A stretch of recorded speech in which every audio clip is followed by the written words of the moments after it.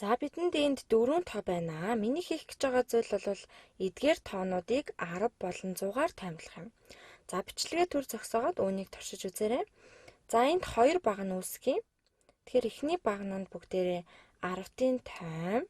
За 2 дахь багнанд 100-ийн тайм гэж бичье. За эхлээд бүгдээрээ 154-ийг таймлая. Тэгэхээр 154-өөс их 10-ийн үржүүр юу вэ? Энэ нь бол 160 тийм ээ. За харин 154-өөс бага 10-ийн үржүүр бол 150. За тэгэхээр бүгдээрээ дээшээ таймлах юм бол 160 руу эсвэл доошоо таймлах юм бол 150 руу таймлана гэсэн үг. За бид 10-т таймлахдаа нэгжийн оронг харах хэрэгтэй. За таймлаж байгаа тооны хамгийн баруун талын нэгжийн орон. За энэ тооны нэгжийн орон нь бол 4 байна. 4 бол 5-аас бага учраас бид үүнийг доошоо буюу 150 руу таймлана. За одоо энэ тоогоо 100-аар таймлая. Тэгэхээр 154-ийг 100-аар таймлая л да. Хэрвээ бид дээшээ таймлах юм бол 154-өөс их 100-ийн үржүүр юу вэ? За тэгэхээр 160 бол 100-ийн үржүүр биш. Тиймээс 154-өөс их 100-ийн үржүүр бол 200 юм байна. За харин 154-өөс бага 100-ийн үржүүр бол 100 юм байна. Тэгэхээр бүгдээрээ 100-аар таймлахдаа 100-ийн орон руу харах хэрэгтэй. Дараа нь түүний баруун талын орон буюу 10-ийн орныг харах хэрэгтэй. За 10-ийн орон нь 5 буюу түүнээс их бол бид дээшээ таймлана. Харин бага байх юм бол доошоо таймлана. За тэгэхээр энэ нь 5 байгаа болохоор бүгдээрээ дээшээ таймлана. Сонирхолтой байгааз. Тэгэхээр бүгдээрээ 10-аар таймлахад нэгжийн орон 4 байсан болохоор доошоо таймласан. Харин одоо 100-аар таймлахад 10-ийн орон 5 байгаа учраас бүгдээрээ 200 руу таймлаж байна. За дахиад дараагийн тоог бүгдээрээ таймлая.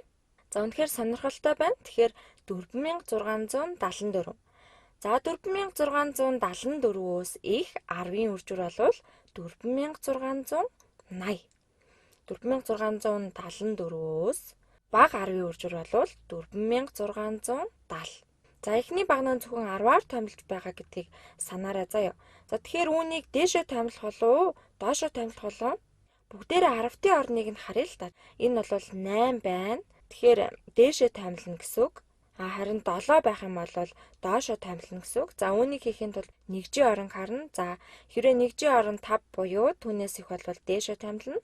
Харин 5-аас бага байх юм бол доошоо таймлана. За нэгжийн орон 5-аас бага байгаа учраас доошоо буюу 4670 руу таймлах нэ. За одоо харин энэ тоогоо 100-аар таймлая. Энэ тооноос бага 100-ийн үржүүр хэд вэ? За бага 100-ийн үржүүр бол 4600. Харин их 100-ийн үржүүр бол 4700. За хэрвээ бид 100-аар таймлах юм бол тухайн тооны 10-ийн оронг харах хэрэгтэй. За 10-ийн орон буюу 10-ийн орон нь 5 буюу түүнээс их болол дээшээ буюу 4700 руу таймлана. За ингээд дараагийн жишээ буюу 9995-ыг харцгаая. За хараахан таймлаж амжихгүй байгаа бол бичлэгээ төр зогсоогоод өөрийнхөөрөө бодож үзээрэй. Тэгэхээр 9995. За үүнээс бага 10-ийн үржүүр нь хэд вэ? 9990 байна. Харин их 10-ийн үржүүр нь хэд вэ? За үүнийг 10-аар ихсэх юм бол 10,000 болно. За тиймээс магадгүй та үнийг 100-ийн үржүүр биш гэж үү гэж асууж болно л да. Гэхдээ энэ тэгвэл 1000-ийн ч үржүүр болж болно. За бүр 10,000-ийн ч үржүүр болж болно. Тэгэхээр 9995-аас их 10-ийн үржүүр бол 10,000 юм байна. За үүн дээр жаах нэг нэмчих юм бол 10,000 болж байгааз. За харин үүнээс бага 10-ийн үржүүр бол 9990 гэдэг нь бол тодорхой шүү дээ. За үүнээс 10-аар их тоо бол 10,000.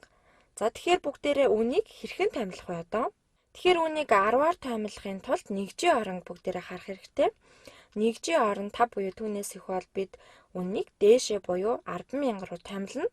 За одоо харин бүгдээрээ энэ тоогоо 100-аар таймлахыг авч үзье. Та нар ер нь бол таймлж сурж байгаа ах тийм ээ. За 9995-аас бага 100-ийн үржүүр хэд вэ? За тэгэхээр 9900. За харин их 100-ийн үржүүр нь хэд вэ? Тэгэхээр 9900 дээр 100-г нэмэх юм бол бас 10,000 болно. Тэгэхээр бид үүнийг хэрхэн шийдэх вэ?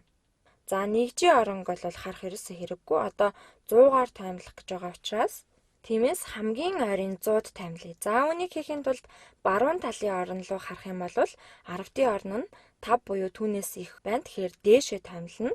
За харин 5-аас бага ах юм бол доошоо таймлана. За энэ нь бол 5-аас их вэ шүү дээ. Тэгэхээр бүгдээрээ 10,000 руу таймлах юм байна. За одоо сүүлийн 8346-г таймлая. За 8346-аас бага 10-ын үржүүр бол 8340. За харин их 10-ын үржүүр нь 8350. Тэгэхээр хамгийн ойрхон 10-т таймлах юм бол бид нэгжийн оронг харах хэрэгтэй. За энэ нэгжийн орон бол 5-аас их байна. За тэгэхээр дээшээ таймлна гэсэн үг. За одоо харин бүгдээрээ 100-аар таймлая. За 8346-аас их 100-гийн үржүүр бол 8400. Харин бага 100-гийн үржүүр бол 8300 тийм ээ. За бүгдээрээ хамгийн ойр 100 руу таймлж байгааг санах хэрэгтэй. Хэрвээ бид дээшээ таймлж байгаа бол 100-ийн орон 4 байгаа. Харин доошоо таймлах юм бол 100-ийн орон 3 болно. Тэгэхээр араас нь тэгүүд байна гэсэн үг. За хэрвээ бүгдээрээ хамгийн ойр 100 руу таймлж байгаа бол 10-ийн оронг харах хэрэгтэй. Энд байгаа 10-ийн орон 5-аас бага байна тийм ээ. Тэгэхээр бүгдээрээ үүнийг доошоо буюу 8300 руу таймлана. Хэрвээ 10-д таймлж байгаа бол бүгдээрээ дээшээ буюу 8350 руу таймлж байгаа. За харин 100-аар таймлж байгаа учраас доошоо буюу 8300 руу таймлана.